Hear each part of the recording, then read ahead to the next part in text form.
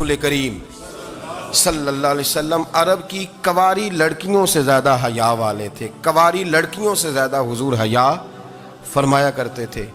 जब खाना काबा की मक्का शरीफ में तामीर हो रही थी ना, अहले अरब उसको तामीर कर रहे थे, तो नबी पाक सल्लल्लाहु अलैहि वसल्लम अपने चचा हज़रत अब्बास के साथ खाना काबा की तारीफ़ में मसरूफ़ थे। तो अरब के लोग चूँकि लंबा कुर्ता पहनते थे पैरों तक, तो नीचे अगर किसी वक्त कोई चीज़ नहीं भी होती थी तो किसी को वो नज़र नहीं आती थी, क्योंकि पर्दा रहता था, लंबा कुर्ता पहना हुआ होता था।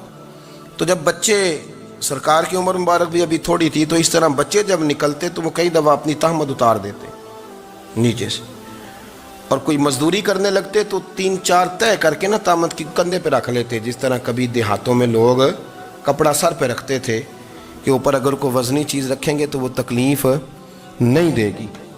नबी पाक सल्लल्लाहु अलैहि वसल्लम भी सब लोगों के साथ खाना काबा की तामीर में शामिल थे। तो हज़रत अब्बास रदी अल्लाह तआला अन्हु ने कहा हुजूर से, अभी अल्लाह ने नबूवत भी नहीं फरमाया था, भतीजे आप भी तामद उतारिए, ये सही मुस्लिम में हदीस मौजूद, और इसको कंधे पे रख लीजिए, आप ईंटें उठा उठा के ला रहे हैं तो ज़रा आपको तकलीफ़ नहीं होगी। तो सरकार दो आलम सल्लल्लाहु अलैहि वसल्लम से ये बात कही, और फिर जल्दी से हुजूर की तहमद को निकाल के ना, हालांकि लंबा कुर्ता पहना हुआ है, तो वो जैसे ही उनके कंधे पे रखा ईंटें रखने के लिए, तो सरकार तो ज़मीन पे गिर गए, बेहोश हो गए, आंखें आसमान की तरफ, और फिर हुजूर पुकार रहे हैं आज़ारी आज़ारी आज़ारी, मेरा तामद दे दो, मेरा तामद दे दो। कभी कोई शख्स इस वजह से भी बेहोश हुआ है कि मेरे वजूद से कपड़ा उतर गया है?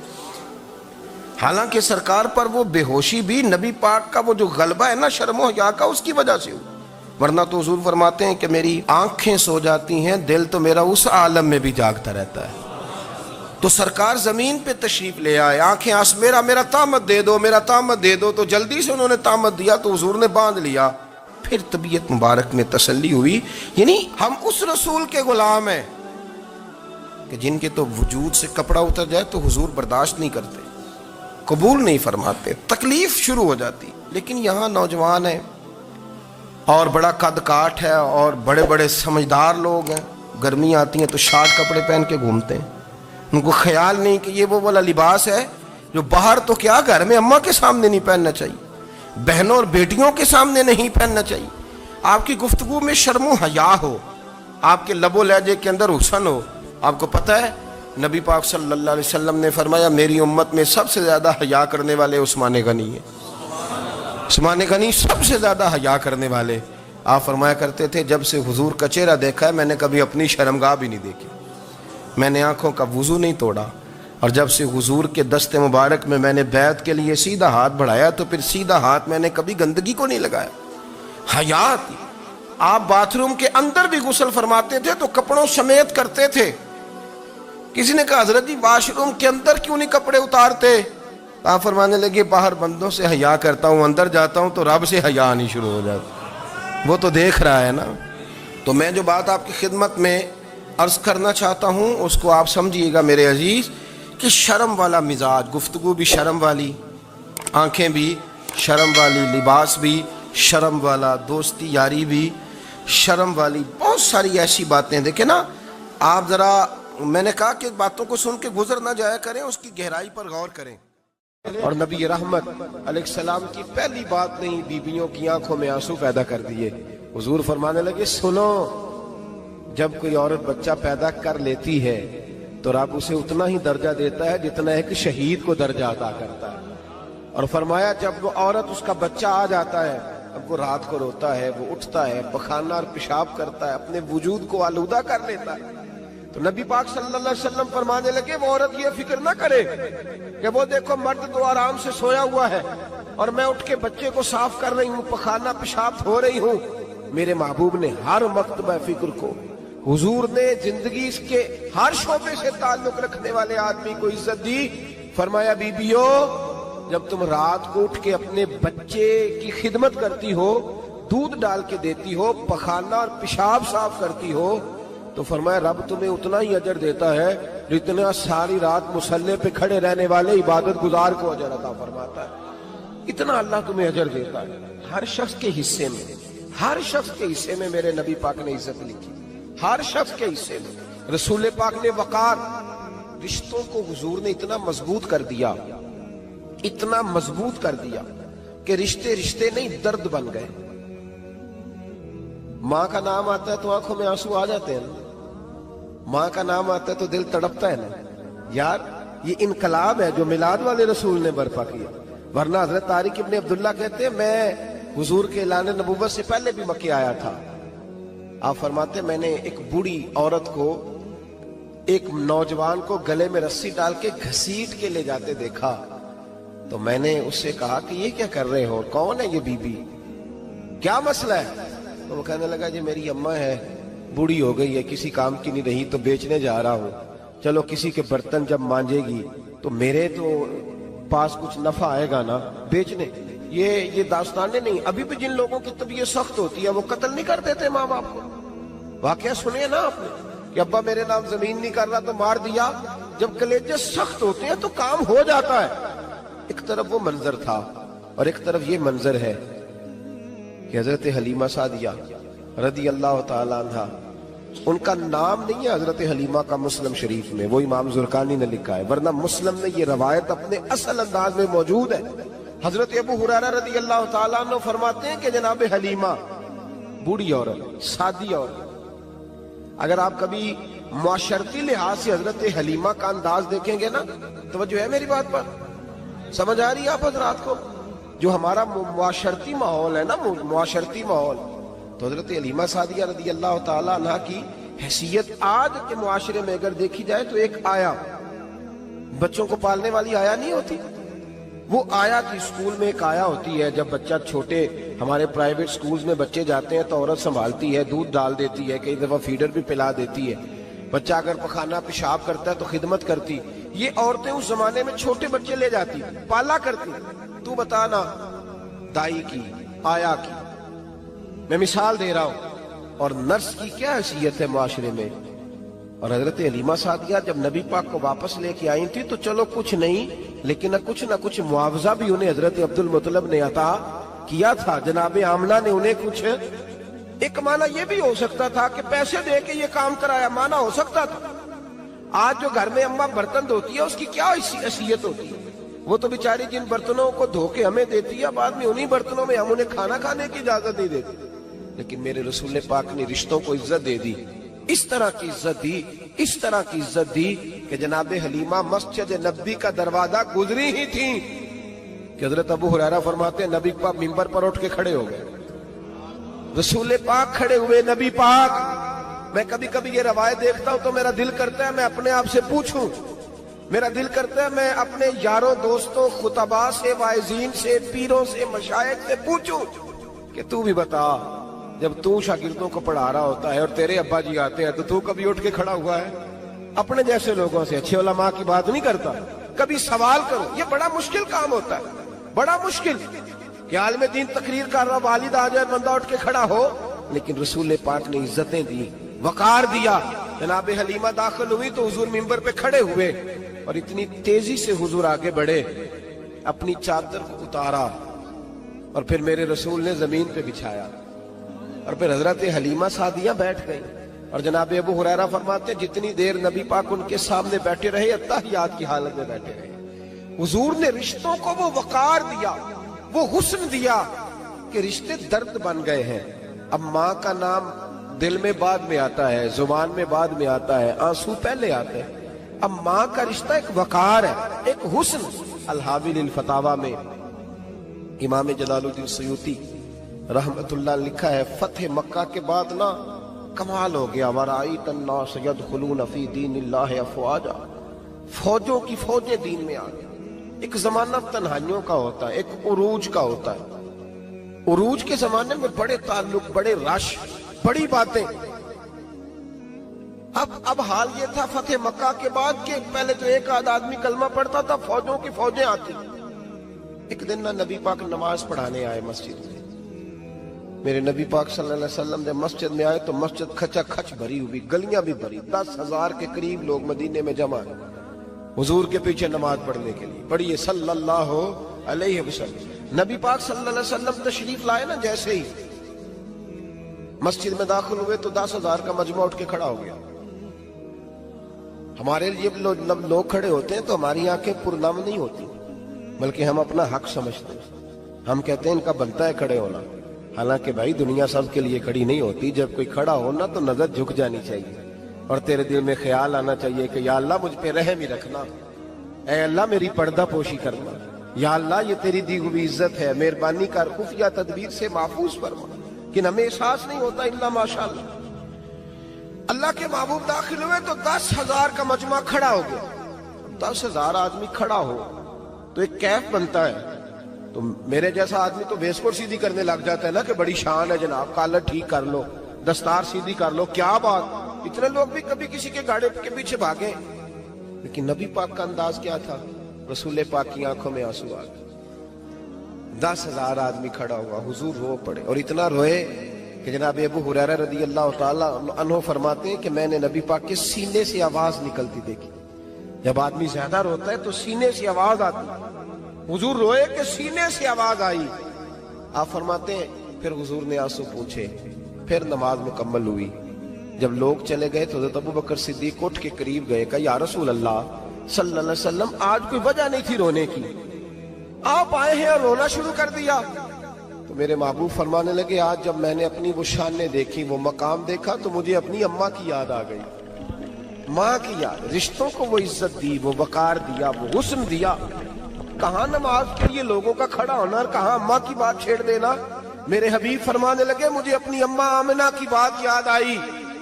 میری ماں نے تو وہ دور دیکھا تھا جب وجود پہ کپڑے بھی پورے نہیں تھے، دل کرتا تھا آج اماں موجود ہوتی، میں نماز پڑھانے آتا، اللہ اکبر کہہ کے نیت باندھتا، سبحانک اللہ کے بعد سورہ فاتحہ پڑھتا اور سورہ فاتحہ مکمل پڑھ لیتا کہ میری اماں آمنہ کو کوئی کام یاد آتا. وہ پردہ سرکا کے کہتی بیٹا محمد میری بات تو سننا. تو محبوب فرماتے اللہ کی عزت کی قسم میں نماز چھوڑ دیتا، پہلے ماں کی بات سن کے آتا. میں چھوڑ دیتا نماز. وقار دے دیا، وقار، وہ حسن بخشا، وہ توانائی بخشی. عرب کے اندر سال کے بعد عورتوں کا ایک میلہ لگتا تھا خانہ کعبہ کے پاس. صرف عورتیں اکٹھی ہوتی تھی، میلہ لگا ہوا تھا.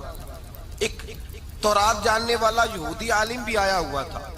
وہ بیویوں کے مجمع پہ نظر ڈال کے کہنے لگا بیویوں مرد کا کام تو کوئی نہیں عورتوں کے مجمع میں بات کرنا، لیکن میں تمہیں ایک پیغام دینے لگا ہوں. اللہ کے آخری رسول جو مکے میں پیدا ہونے والے ہیں ان کے آنے کا وقت قریب آ گیا ہے. وہ بیوی بڑی خوش نصیب ہوگی جنہیں ان کی رفاقت ملے گی. عورتوں نے جب دیکھا کہ مرد آ گیا عورتوں کے میلے میں تو انہوں نے ڈانٹا جھڑکا، کہا چل اٹھا اپنی کتابیں اور نکل جا. حضرت خدیجہ کہتی ہیں باقیوں نے ڈانٹا پر میں نے بات پلے سے باندھ لی. میں نے پلے سے باندھ لی اور میں انتظار کرنے لگی کہ اللہ کرے وہ نصیب میرے ہی ہو، اللہ کرے مقدر میرا ہی کھلے. آپ فرماتی میں تسبیح پڑھتی، درود پڑھتی. میں اس زمانے میں جو اللہ کا ذکر جس طرح ہوتا تھا وہ میں شروع کرتی اور جب فارغ ہوتی تو میں التجا کرتی کہ اللہ میرے نصیبے کھول دے. کہتی ہیں آہستہ آہستہ آہستہ آہستہ میں حضور کی تعریف سننے لگی. آہستہ آہستہ تعریف سننے لگی. نبی پاک صادق ہیں، امین ہیں، سچے ہیں، دیانتدار ہیں. اس برے اور میلے معاشرے میں بھی وہ سب سے اعلیٰ بھی ہیں اور سب سے اجلے بھی ہیں، وہ سب سے پاکیزہ ہیں. میں سننے لگی تعارف. آہستہ آہستہ میں ان کی گرویدہ ہونے لگی. ادھر نبی پاک صلی اللہ علیہ وسلم اپنے چچا جناب ابو طالب کے پاس رہتے تھے. قحط آ گیا، حالات بگڑ گئے. حضور سید عالم صلی اللہ تعالی علیہ وسلم سے چچا کہنے لگے بیٹے اگر مال تجارت لے کے شام جاؤ تو بڑا نفع کماؤ گے، ہمیں ضرورت بھی ہے، اور اگر ہو سکے تو ختیجہ کا مال لے کے جاؤ. اور نبی پاک نے کہا چچا میں نہیں کہوں گا کسی سے جا کے، میں نہیں کہتا کسی سے جا کے، جو میرے نصیب میں ہوگا میرا رب خود عطا فرمائے گا، میں نہیں کہوں گا. مصطفیٰ نے تو نہیں کہا. حضرت خدیجہ رضی اللہ تعالیٰ عنہ کہتی ہے میں نے خود اپنی خادمہ کو بھیجا. میں نے کہا جا کے پوچھو تو صحیح کہ میرا مال قبول ہوتا بھی ہے کہ نہیں. پوچھو. نبی پاک صلی اللہ علیہ وسلم سے پوچھا. حضرت خدیجہ کی خواہش ہے کہ آپ مال لے کے جائیں. حضور نے قبول کر لیا.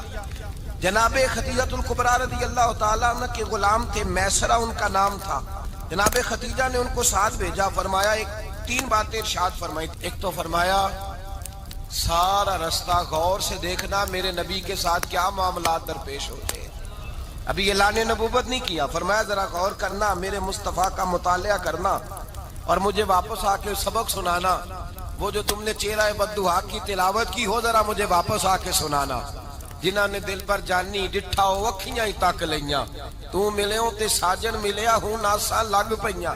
ذرا جا کے نا تلاوت کرنا اور مجھے دکھ. اور دوسرا فرمایا تم میرے غلام ہو تو مصطفیٰ کے بھی غلام بن کے رہنا. میں سنتی ہوں کہ کردار کے، افکار کے، نظریات کے، عظمت کے بلند و بالا، وہ جیسے کہیں ویسے کرنا. اور تیسری حضرت خدیجہ نے نصیحت فرمائی. فرمایا محمد ابن عبداللہ صلی اللہ علیہ وسلم کی رائے سے اختلاف نہ کرنا. یہ چلتے ہوئے معاہدہ کیا، جو وہ کہہ دے سو کر جانا. غلام کہتے ہیں میں ساتھ گیا، باتیں میں نے سن لی، لیکن جب سفر شروع ہوا نا ابھی چند منزلیں طے ہوئی تھی. میں نے کہا خدیجہ آپ نے کیا نصیحت کرنی تھی، ان کے ساتھ جو رہے گا وہ ان کا غلام ہی بن جائے گا. ان کے ساتھ جو رہے گا تو اجے میرا محبوب نہیں ڈٹھا جن ویکھ کے چن شرماوے. جے رکھے ہاتھ پھلاں وچ ہاتھ نال پھلاں رل جاوے، ادھی راتی چن چڑھ جاندے جدوں جلوہ فرماوے. مایا جو بھی ساتھ رہتا غلام ہو جاتا. میں سرا کہتے میں گیا، تجارت شروع ہوئی. کہتے ہیں نبی پاک صلی اللہ علیہ وسلم جب منڈی میں پہنچے تو لوگ قسمیں اٹھا اٹھا کے مال بیچ رہے تھے. اللہ کے محبوب جب گئے نا تجارت کرنے تو ایک آدمی کہنے لگا چلو معاذ اللہ بتوں کے نام تھے لات و منات، کہنے لگا لات کی، عزا کی، منات کی قسم اٹھاؤ. تو نبی پاک فرمانے لگے ان کی قسم اٹھاؤں جن کا میں نام لینا بھی پسند نہیں کرتا. ابھی اعلان نبوت نہیں کیا. اور فرمایا ویسے بھی میں قسم دے کے مال نہیں بیچتا، خریدنا ہے تو خریدو، نہیں خریدنا تو نہ خریدو.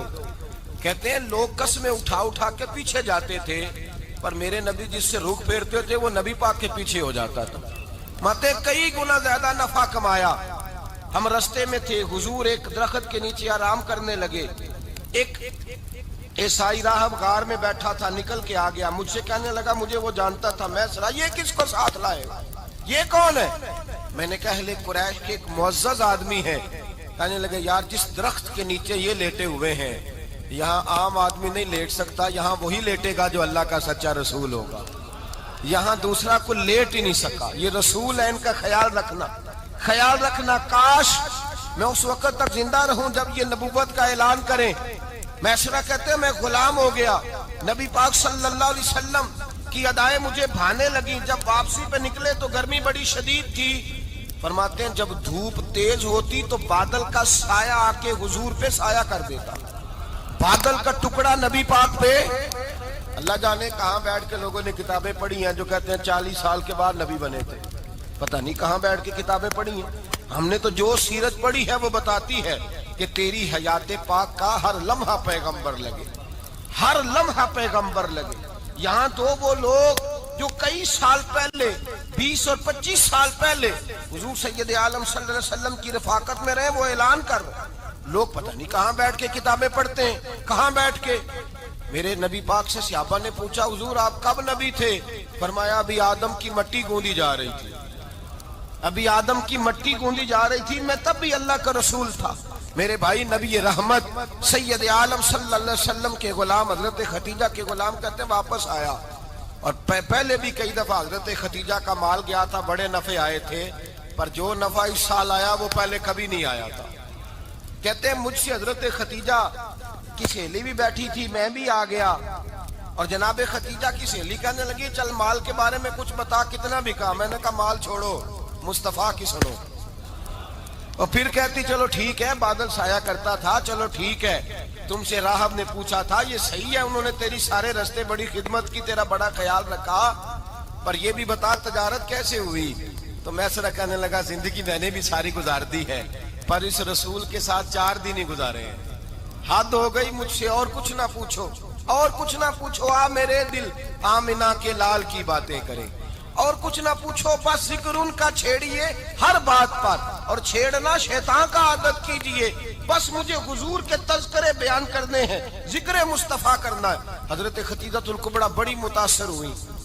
کہتی ہیں مجھے درجنوں لوگوں نے پیغام نکاح دیا تھا پر میں نے سنی نہیں تھی. میں نے نفیسہ کے ہاتھ پیغام بھیجا. میں نے کہا میری عمر 40 سال ہے، ان کی 25 سال ہے، اور میرا احوال اور طرح کا ہے. وہ شہنشاہ ہے، جا کے پوچھو تو صحیح. भला मैं कबूल होती हूँ? पूछो। नफीसा कहती है मैं आई तो वो खातून जिनके लिए लोग बड़े बड़े कुरैश पैगाम देते थे, पैगाम लेके आई। तो रसूल पाक ने अजीब रंग बयान किया अपनी सीरत का। जब मैं पहुंची मैंने कहा खदीजा निकाह करना चाहती है। नफीसा कहती है मेरा ख्याल था कि कोई और होता तो कुर्सी से उठ खड़ा होगा, फौरन कहेगा अच्छा जल्दी करो बात करो। जब मैंने आके कहा ना हुजूर खदीजा निकाह करना चाहती है, तो नबी पाक ने मेरी तरफ देखा, फरमाया वो कहती है कि तुम कहती हो? कहा वो कहती है। तो हुजूर ने फरमाया ठहर जाओ, मैं अपने चचा से पूछ के बताऊंगा, मैं मशवरा करूंगा, मैं पूछ के बताऊंगा। आज बच्चों को कुछ सबक बड़े याद हैं। कहते हैं पसंद की शादी करना हजरत साहब नाजायज है, पसंद की शादी करना को नाजायज है। और मैंने कहा भाई सिर्फ एक ही जायज चीज रह गई और कोई शय जायज नहीं। ये एक ही जायज चीज है जिसका फतवा सारे नौजवान पूछते फिरते हैं, सारे रांझे बने फिरते हैं, मजनू बने फिरते हैं, सारे मईवाल हो गए। अल्लाह पाक को हिदायत की तौफीक अता फरमाए। सारे इस बुरी लत का शिकार हो गए। ओ भाई नबी पाक सिवाय खुदा के किसी के पाबंद नहीं, लेकिन मेरे मुस्तफा ने अपनी उम्मत को ये दर्श दिया है कि जो बड़ों के शफकत के साए में चलता है अल्लाह उसकी मदद फरमाया करता है। तुझे क्या पता तेरा अच्छा भला किस बात में? कहा निकाह करना चाहती हूँ, फरमाया चचा से पूछ के बताऊंगा। खदीजा रदी अल्लाह ताला अन्हा कहती हैं उन्होंने पूछा। जनाब अबू तालिब कहने लगे ये तो खुशकिस्मती है कि हमें ऐसी बहू मिल जाए जिसके किरदार में, अफकार में, नजरियात में इतनी नफासत। मुस्तफा करीम के साथ निकाह हुआ, कुर्बान जाए। हजरत खदीजतुल कुबरा की शादी हुई तो भाई बड़ा मुश्किल होता है, बड़ा मुश्किल होता है अपने आप को ढालना। लेकिन जनाब खदीजा की जिंदगी उठा के देखो, मैं ये नहीं कह सकता वो करोड़पति थी, अरब खरब की मैं बात ही नहीं कर सकता। और 20-20 नौकरानियां थी उनके पास, दर्जनों उनके पास गुलाम थे। लेकिन जब रसूलुल्लाह के दरवाजा नूर पे आई हैं, उन्होंने मेरे नबी के घर में झाड़ू भी दिया है, उन्होंने हुजूर के कपड़े भी धोए हैं, उन्होंने रसूलुल्लाह के लिए अपने हाथों से खाना बनाया। उन्होंने देखा कि नबी पाक सल्लल्लाहु अलैहि वसल्लम को दौलतों से, तिजारतों से, सरमाए से प्यार नहीं। जितनी दौलत थी शाम को लाके कदमों में रख दी। कहा महबूबा जब मैं तेरी हूं तो मेरी हर शय ही आपकी है। चंद दिनों में हुजूर ने सारी चीजें दे दी अल्लाह के रास्ते में, हर चीज नबी पाक ने दे दी।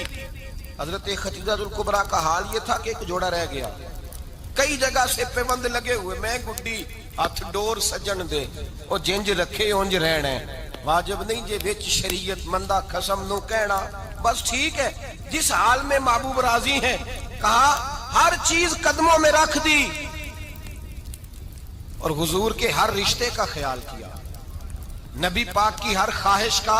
औरतें बिलखुसूस मेरी बात पे तवज्जो करें जो अर्ज करने लगा हूं।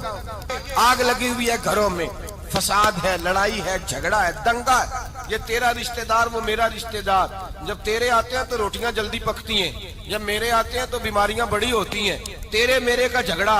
आओ मेरे मुस्तफा करीम सैयद आलम का भी हाल देखो। हजरत हलीमा सादिया मिलने आई, शादी को कुछ दिन गुजरे तो हलीमा सादिया मिलने आई। हजरत हलीमा सादिया सगी अम्मा नहीं रजाई अम्मा है। यहाँ तो सगी अम्मा बर्दाश्त नहीं होती, सगी अम्मा। और वो बहू सोचती नहीं बात करते हुए, सोचती नहीं, वो सोचती नहीं कि किसके बारे में बात कर रही है, उसे पता ही नहीं कि तुझे तो पला पलाया ये मिला है ना। कभी इसकी अम्मा से पूछ उसने कितनी तकलीफें बर्दाश्त की, उससे पूछ किस दिक्कत में, किस आजमाइश में इस बच्चे को परवान चढ़ाया है। तू आज मालक बनी है तो तू रंग ही बदल गई है। और बच्चा भी बीवी के साथ मिलकर के अम्मा की गिबत करता है, सोचता ही नहीं कि बात किसकी हो रही है, इसे ख्याल ही नहीं आता। हजरत हलीमा सादिया रजाई माँ है। जब तशरीफ लाई तो मुस्तफा करीम ने फरमाया खदीजा ये मेरी अम्मा है। जनाब हलीमा सादिया कहती हैं मैं घर में रही, मेरी खिदमत की, मुझे खाना पका के दिया, बिस्तर बिछा के दिया, कपड़े लेके दिए। और जब मैं जाने लगी तो कहने लगी आप मेरे मुस्तफा की अम्मा हैं, पहली दफा आई हैं, थोड़ा सा तोहफा ना दे दूं? मैंने कहा जैसे मर्जी। हजरत हलीमा कहने लगी तो जनाब हलीमा सादिया को 40 बकरियां और 1 ऊंट तोहफे में अता फरमाया। और ये जो बीबी आके मालिक बनी है ना, आज जिस दरख्त की छांव में तू बैठी हुई है ना, अगर तू समझे तो असल एहसान उस माँ का है जिसने ये परवान चढ़ा के तुझे दिया है। اصل نیکی اس اماں کی ہے جس نے تیرے سر پہ یہ سرتاج رکھا ہے، اور تو اس ماں کو ہی بھول گئی ہے۔ اور شکوہ بہو سے نہیں، شکوہ اس بیٹے سے ہے، بیٹے سے ہے جو علیحدہ بھی ہونے لگا تھا تو اماں سے علیحدہ ہو گیا ہے، جس نے سوچا ہی نہیں کہ ماں کے ہاتھ اٹھ جائیں تو عرش کا مالک کہتا ہے فرشتوں سے کہ پیچھے ہٹ جاؤ، ماں اور باپ اولاد کے لیے جو مانگے گے میں فوراً عطا کروں گا، تجھے پتہ ہی نہیں۔ اور ادھر رسول پاک کا کیا حال ہے، کہتے ہیں وہ تیرے رشتہ دار ہیں، تیرے بہن بھائی ہیں، تو جا، میں تجھے دروازے پہ چھوڑ آؤں گا، تو مل ان سے، میں نہیں ملتا، میں صاحب ہوتا ہوں، میرا ان سے کیا لینا دینا۔ حضرت خدیجہ کے بھائی نہیں تھے، نبی پاک صلی اللہ علیہ وسلم کے سسر حیات نہیں تھے، دو بیٹے تھے حضرت خدیجہ کے، اور وہ دونوں بیٹے پچھلے خامن سے تھے۔ ذرا عقل کی کسوٹی پر تولیے گا کہ کسی بی بی کے بیٹے ہوں اور پچھلے خامن سے ہوں، اس آدمی کا رویہ کس طرح کا ہوتا ہے، لیکن میرے رسول پاک کا رویہ اس طرح کا تھا۔ میں آپ کو سیرت کی کتابوں سے امام حلبی نے، کستلانی نے، صاحب فتح الباری نے لکھا ہے، رسول کائنات سید عالم صلی اللہ علیہ وسلم سوئے ہوتے تھے، اور جاگو اور سنو، اللہ کرے حضرت خدیجہ کا میرے نبی سے رشتہ اور میرے نبی کا حضرت خدیجہ کا رشتہ ہماری سمجھ میں آ گیا تو سمجھ لو ہمارے گھر جنت بن جائیں گے، روشنی پھیل جائے گی، سمجھو اور سیکھو۔ حضرت عائشہ صدیقہ فرماتی ہیں نبی پاک سو جاتے تھے نا دوپہر کو تو کہتی تھی مولا علی سے لے کر ابو بکر صدیق تک کسی کی طاقت نہیں ہوتی تھی حضور کو آ کے بیدار کرے، سوء ادب سمجھا جاتا تھا۔ اور میں ایک جملہ آگے بڑھا کے کہوں گا، میں کہوں گا اماں جی آپ تو مولا علی سے لے کر ابو بکر صدیق تک فرماتی ہیں نا، ہمارا تو عقیدہ یہ ہے کہ مصطفیٰ سو جائے تو جبریل بھی نہیں جگا سکتے، وہ بھی نہیں آ سکتے، وہ بھی ہاتھ باندھے کھڑے ہیں کہ مولا کیسے جگاؤں، حضرت جبریل بھی نہیں جگا سکتے۔ لیکن حضرت عائشہ صدیقہ فرماتی ہیں میں تھی مدینے میں، حضرت خدیجہ کے وصال، میں مدینے میں حضور کے گھر میں تھی، نبی پاک میرے گھر میں موجود تھے اور سید عالم سوئے ہوئے تھے۔ حضرت خدیجہ کے پچھلے خامند کے بیٹے جناب حالہ آ گئے اور وہ مسجد میں آ کے بولے، مسجد میں توجہ کرنا، مسجد میں بولے، انہوں نے مسجد میں آ کے پوچھا کہ نبی پاک کہاں ہے، مسجد میں۔ تو جناب عائشہ صدیقہ فرماتی ہیں حضور سوتے ہوئے بیدار ہو گئے، حضور طامت سمیٹی، فوراً سر کے اوپر کپڑا رکھا، میں نے کہا حضور کہاں جا رہے ہیں، فرماتی ہے میں نے ایک دفعہ پوچھا تو حضور نے 3 دفعہ فرمایا میرا حالہ آ گیا ہے، میرا حالہ آ گیا ہے، میرا حالہ آ گیا ہے، خدیجہ کا بیٹا آ گیا ہے۔ میرے رسول پاک صلی اللہ علیہ وسلم نے بی بی کے رشتوں کا جو تقدس بیان کیا اس کو سمجھیے، فرمایا حالہ آیا ہے، بیدار ہو کے خود تشریف لے گئے۔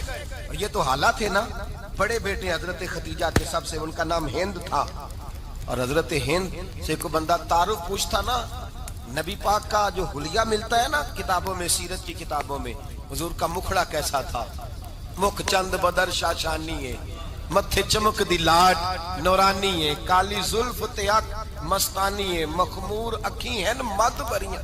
یہ جو حضور کا حلیہ ملتا ہے نا، یہ حضرت ہند کا بیان کیا ہوا ہے۔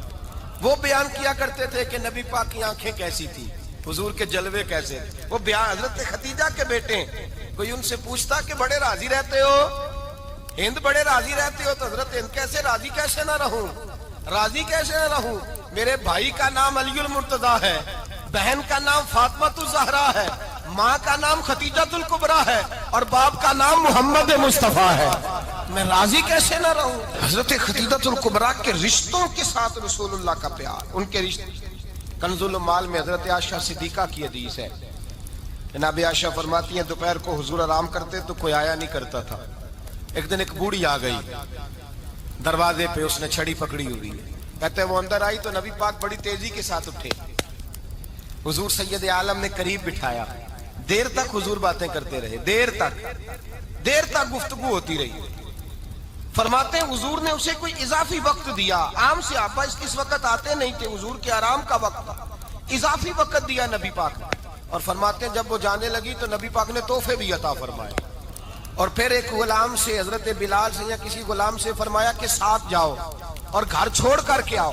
نبی پاک صلی اللہ علیہ وسلم نے اعزاز دیا۔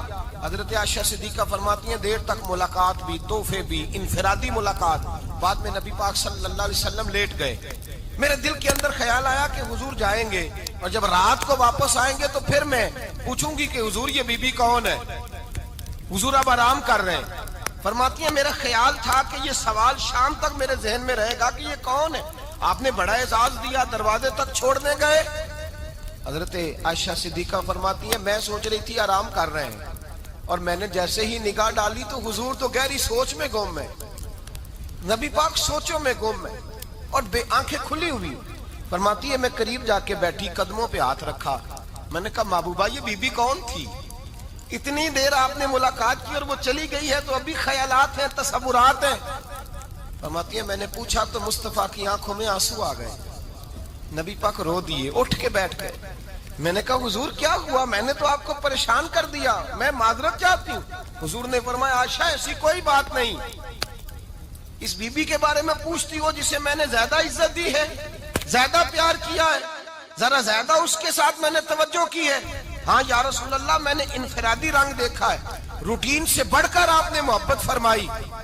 تو میرے مصطفیٰ نے فرمایا یہ جو عورت آئی تھی نا، جو میرے پاس بیٹھی رہی ہے، یہ میری زوجہ جناب خدیجہ کی سہیلی ہے، یہ حضرت خدیجہ کی سہیلی ہے، جناب خدیجہ کی سہیلی۔ فرمایا یہ مکے میں خدیجہ سے ملنے آیا کرتی تھی، خدیجہ اسے وقت دیتی تھی، پاس بٹھاتی تھی، کھانا کھلاتی تھی، دکھ سکھ سنتی تھی، اور تھوڑی غریب ہے، جب یہ جاتی تھی تو خدیجہ تحفے بھی دیتی تھی۔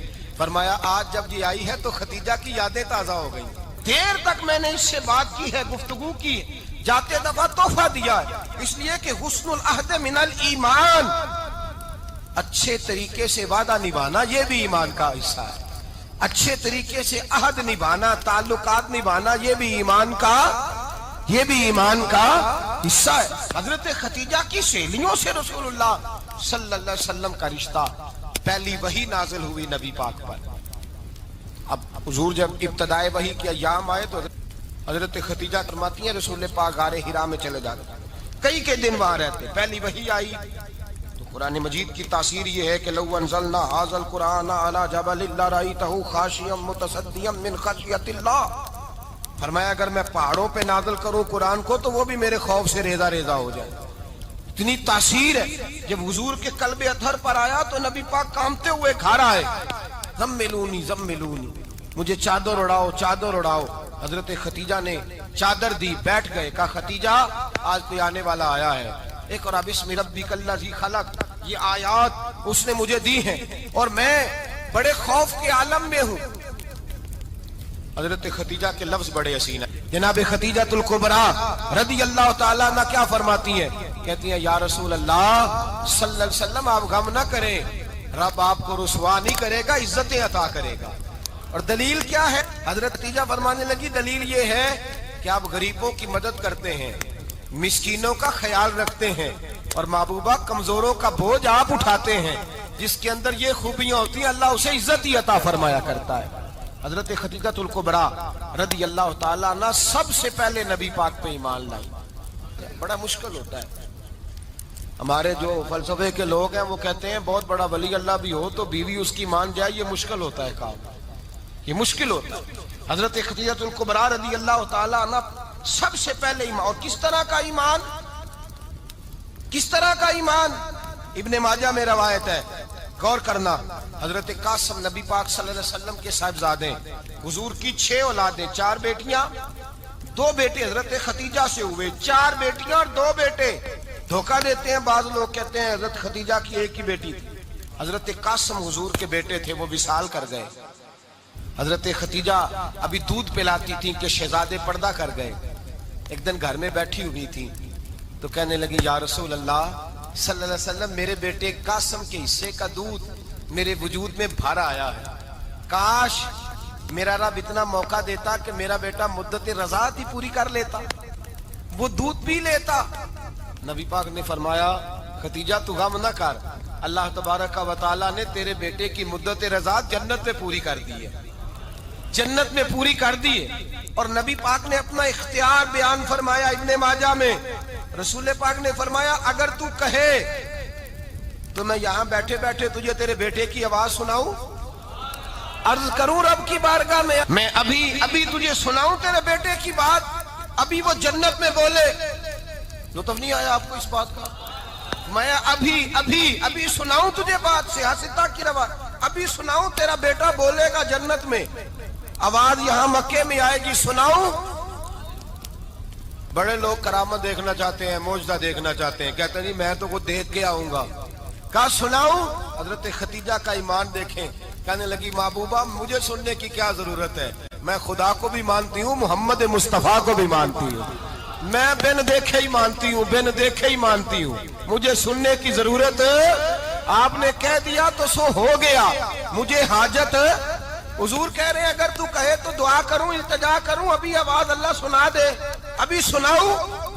حضرت خدیجہ کہتی ہے نہیں حضور میں بن دیکھے ہی، میں ان لوگوں میں سے نہیں ہوں جو پہلے دیکھ داکھ کے آئیں، پلٹ کے آئیں، دیکھ کے سودا کریں، میں تو ان لوگوں میں سے ہوں جو بن دیکھے مانا کرتے ہیں، یؤمنون بالغیب کی قائل، رسول اللہ صلی اللہ علیہ وسلم پہ ایمان لائی، اور پھر نبی پاک صلی اللہ علیہ وسلم نے جیسا کہا حضرت خدیجہ نے ویسا کیا۔ اور حضرت عائشہ کی روایت ایسی بھی ملتی ہے، جناب عائشہ سے کسی نے پوچھا تھا کسی نے جنت کی نعمتیں بھی کھائی ہیں؟ تو حضرت عائشہ کہنے لگی ہاں، ایک دفعہ نبی پاک نے جنت کے انگوروں کا خوشہ توڑ کے حضرت خدیجہ کو کھلائے تھے، وہ انگور وہاں سے توڑ کے جناب خدیجہ کو حضور نے انگور کھلائے تھے۔ نبی پاک صلی اللہ تعالی علیہ وسلم پر ایمان لائی، ہر موقع پر حضور کا ساتھ دیا، تکلیفیں دیکھی، آزمائشیں دیکھی۔ حضرت خدیجہ کا جو وقت حضور کے ساتھ گزرا ہے نا، وہ سارا آزمائشوں کا وقت ہے۔ 15 سال شادی کو ہوئے تو نبی پاک نے اعلان نبوت کیا، باقی کے 10 سال 25 سال کی رفاقت رہی، سخت مسئلہ تھا، کفار کی مخالفت، بہت زیادہ مال تھا، پھر غربت آئی، پورا مکہ سلوٹ کرتا تھا، پھر وہ سارا شہر مخالفت کرنے لگا، حضرت خدیجہ الکبریٰ ڈٹ کے رسول اللہ کا ساتھ دیتی، ہر موقع پر کسی جگہ شکوہ نہیں کیا۔ یہاں عورتیں بول پڑتی ہیں، کہتی ہیں جب سے تیرے گھر آئی ہوں سکھ نہیں دیکھا، جب سے یہاں آئی ہوں کچھ نہیں دیکھا، جب سے یہاں آئی ہوں بڑی آزمائش میں ہوں۔ حضرت خدیجہ الکبریٰ مال لے کے آئی، لیکن انہوں نے دیکھا کہ مصطفیٰ کو غریبی پسند ہے تو غریب ہو گئی، جیم جان دا کچھ وسا نہیں ہو، جان یار نو دے تے شاد ہو جا، اسے دل دے ہیں فساد سارے، دل دربر نو دے تے آزاد ہو جا، جیو رکھے آباد تے رو وسدا تے جدو کرے برباد ہو جا۔ کہا یا رسول اللہ جس بات میں آپ راضی ہیں میں بھی اسی بات میں راضی ہوں۔ جناب خدیجہ رضی اللہ تعالیٰ عنہ مکمل وقت رسول اللہ کا ساتھ دیا، شیب ابی طالب کے 3 سال قید میں گزارے۔ جس عورت نے ساری زندگی مال دیکھا ہو، اعلیٰ سے اعلیٰ کھانا کھایا ہو، بڑے گھر میں وقت گزارا ہو، قیدی ہو کے وقت گزارا، اور آپ اگرچہ قریش میں سے تھی لیکن جس شاخ سے حضور تھے بنو ہاشم اس میں سے نہیں تھی آپ۔ حضرت خدیجہ رضی اللہ تعالی عنہا یہ کہہ سکتی تھی کہ یہ بائیکاٹ جو 3 سال مکے والوں نے کیا اور ایک چھوٹی سی وادی میں قید کر دیا ہے بنو ہاشم کو، تو یہ میرا بائیکاٹ نہیں ہے۔ نبی پاک صلی اللہ تعالی علیہ وسلم نے اجازت بھی دی کہ اگر تم چاہو تو علیحدہ رہ سکتی ہو، بائیکاٹ تو میرا ہے۔ لیکن حضرت خدیجہ نے کہا نہیں، تیرے قدموں میں رہوں، غیر کی ٹھوکر پہ نہ ڈال، جھڑکیاں کھاؤں کہاں چھوڑ کے صدقہ تیرا، اور تیرے قدموں میں جو ہے وہ غیر کا منہ کیا دیکھے، کون نظروں پہ چڑھے دیکھ کے تلوا تیرا۔ کہ حضور میں نے نہیں جانا، 3 سال پتے کھا کے وقت گزارا، 3 سال پانی پی کے وقت گزارا۔ آپ فرماتی ہیں کئی راتیں ایسی بھی گزری جن میں خدیجہ نے کھایا ہی کچھ نہیں، وقت گزار دیا، زندگی گزار دی، 3 سال ایک لمحے کے لیے شکایت نہیں کی۔ او بھائی ایسی وفادار ماں کا تو روز ذکر ہونا چاہیے۔ ایسی اعلیٰ حضرت فرماتے ہیں حق گزارے رفاقت پہ لاکھوں سلام، حق گزارے رفاقت پہ۔ اچھا میں دعا کرنے لگا ہوں کہ آپ سارے حضرت خدیجہ پہ سلام پڑھیں۔ حق گزارے رفاقت پہ لاکھوں سلام، لاکھوں سلام۔ حضرت خدیجہ الکبریٰ رضی اللہ تعالیٰ عنہ نے حق ادا کیا، سیدی ماں، پہلی ماں، کہف امن و امان، حق گزارے رفاقت پہ لاکھوں سلام۔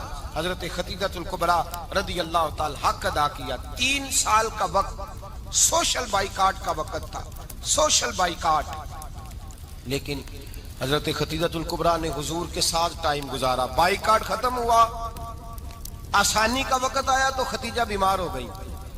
ام المومنین سیدنا خدیجہ رضی اللہ تعالیٰ عنہ علیل ہوئی، علالت شدید ہوئی تو نبی پاک آ کے سرانے بیٹھے. قربان جاؤں آج لوگ اتنی نوکری نہیں کرتے جتنا احسان جتلاتے ہیں. کہتے ہیں وہ فلاں مولوی صاحب کو روٹی میں دیا کرتا تھا, وہ فلاں آدمی کے ساتھ اس کو تو آگے پہنچایا ہی میں نے. کریڈٹ پکڑ پکڑ کے لوگ اپنے کھاتے میں ڈالنے کے چکر میں ہوتے ہیں. لوگ اس قدر زیادہ پیار نہیں کرتے جتنا جتلاتے ہیں. حضرت خدیجہ الکبریٰ نے سکھایا ہے انداز امت کو کہ وفا کیا ہوتی ہے. حضرت خدیجہ نے ساری زندگی نوکری کی, ساری زندگی وفا کی. وقت وصال آیا, حضور کو بلایا, اللہ کے محبوب تشریف فرما ہوئے. صاحب ابن الشام کہتے ہیں حضرت خدیجہ رو پڑی, کہنے لگی محبوبہ میں نبی کی بیوی تھی, میں خدمت کا حق نہیں ادا کر سکی, کوئی غلطی ہو گئی ہو تو مجھ سے درگزر کر دیا جائے, مجھے معاف کر دیا جائے. یہ کہہ کے رونے لگی. نبی پاک نے فرمایا تو غلطی کی بات کرتی ہے, خوش ہو جا, میرے رب نے وعدہ فرمایا ہے کہ تو دنیا میں بھی میری بیوی ہے تو جنت میں بھی تو ہی میری بیوی بنے گی. وعدہ کیا ہے اللہ تبارک و تعالی, میں نے تجھے پسند کیا ہے, جنت میں بھی تو ہی میری بیوی ہے. میرے نبی کریم سید عالم صلی اللہ علیہ وسلم نے حضرت خدیجہ الکبریٰ رضی اللہ تعالیٰ عنہ سے اس قدر زیادہ, حضرت عائشہ فرماتی ہیں اکثر گھر میں اکثر نبی پاک حضرت خدیجہ کا ذکر چھیڑ دیتے. یہاں تو آدمی بہن کا ذکر نہیں نہ کر سکتا بیوی کے سامنے, اماں کا ذکر نہیں کر سکتا, معاملہ خراب ہو جاتا, بڑا مشکل ہو جاتا, مشکل ہے. حضرت عائشہ صدیقہ بظاہر تو سوکن تھی نا, لیکن حضرت عائشہ بیان کرتی ہیں, کہتی ہیں نبی پاک سب سے زیادہ حضرت خدیجہ کا ذکر کرتے تھے گھر میں, اکثر ذکر ہو. خدیجہ یوں کرتی تھی, خدیجہ یہ کام اس طرح کرتی تھی, خدیجہ کا یہ رنگ ہوتا تھا, اس کا یہ طریقہ ہوتا تھا, اس کا یہ طرز حیات تھا, وہ ایسے چلتی تھی, وہ ایسے, اکثر حضور بیان کرتے. حضرت عائشہ فرماتی ہیں مجھے رشک ہوتا, رشک, ناز کرتی میں کیا مقدر ہے خدیجہ کے. کہتی ہے ایک دن نا میں نے کہا ذرا بات تو کروں, کہتی ہے نبی پاک گوشت لائے, مجھے کہا عائشہ ذرا گوشت صاف کرو, پکاؤ اور ذرا شوربہ زیادہ کرنا. کہتی ہے میں نے وہ گوشت لیا, صاف کرنے لگی. میں نے کہا حضور شوربہ کیوں زیادہ کرنا ہے, مہمان آنے والے ہیں, کچھ لوگوں کو آنا ہے. تو نبی پاک نے فرمایا نہیں, آنا تو کسی نے نہیں, مجھے پتا چلا مدینے میں خدیجہ کی کچھ سہیلیاں آئی ہیں, میرا دل کرتا ہے کچھ سالن بطور تحفہ ان کو بھی بھیج دوں, تو ذرا زیادہ پکانا, خدیجہ کی سہیلیوں کو میں نے سالن بھیجنا ہے, تحفہ دینا ہے.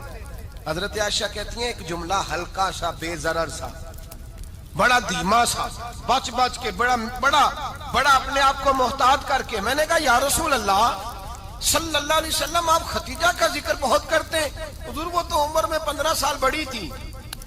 یا رسول اللہ صلی اللہ علیہ وسلم اللہ نے آپ کو جوان اور خوبصورت بیویاں دی, آپ خدیجہ کا ذکر کرتے ہیں. فرماتی ہیں یہ بات کہہ کے میں خاموش ہو گئی, میرا خیال تھا جواب آئے گا, دیر ہو گئی, حضور جواب نہیں دیتے. کہتی ہے میں نے یوں نظر اٹھا کے دیکھا تو چہرہ مبارک سرخ ہو گیا, اور رسول پاک نے فرمایا عائشہ آج بات کی ہے, آج کے بعد یہ بات نہ کرنا. میں نے کہا حضور کیا ہوا؟ فرماتے ہیں پہلے جلال تھا, پھر اچانک وہ جلال آنسو میں بدلا, اور حضور نے رو کے فرمایا عائشہ تم ساری بیویاں سکھوں کے وقت آئی ہو, خدیجہ تو میرے دکھوں کی ساتھی ہے, وہ تو میری آزمائشوں تکلیفوں کی ساتھی, اس نے تو میرے ساتھ وقت کٹھن بتایا.